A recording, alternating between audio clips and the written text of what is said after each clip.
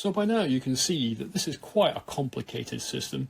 You've got batteries, a vehicle controller, you've got BMS, you've got isolation measurement, current and voltage measurement, you've got your inverter, you've got the communications through the inverter to the vehicle control system, you've got your connections of HV DC from the battery to the inverter, you've got HV three-phase AC from the inverter to the motor has an angle sensor which goes back to the inverter, and you've got temperature sensing which goes back to the motor. I did that all in one breath, you're impressed, right? So you can see by now that it's a reasonably complicated system.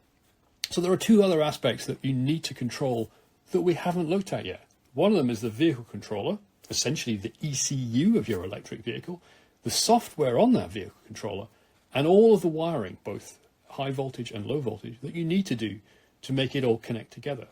So the software itself is a task. Once you've got your ECU specified, there are numbers of blank ECUs, that is ECUs that you can write your own code for. You could do it on a Raspberry Pi if you really felt like it, but there are lots of options. But essentially, you need to write code which will interpret what the driver is telling you. That is, when he presses the throttle or presses the brake, there'll be sensors on those, and those sensors need to be read into the vehicle. Read the rules on what those sensors need to do for brake and throttle and how you make your vehicle safe.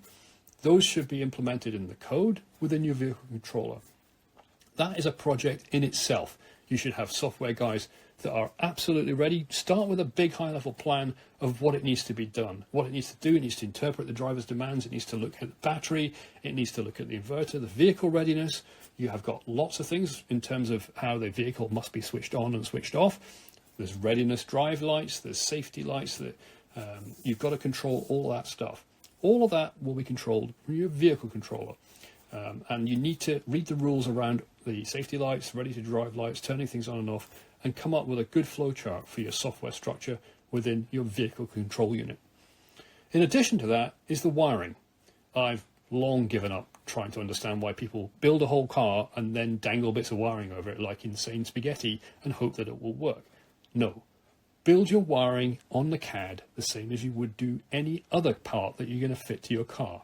Build it on a pegboard, and then wrap the loom, whatever you're going to do with all your connectors, and build it off the car. You should know it's going to fit because you'll have designed it to fit and run the cable runs away from noise, away from temperature as part of your design process. And then you can test it before you fit it on the car. It's a lot easier to test and fix wiring on a table than it is when you're upside down in a footwell with your feet in the air.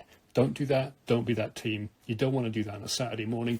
You want to be able to have tested that stuff and know it works long before you fit in the car. So car, ECU, wiring, software, they're all separate components and they need to be treated as such.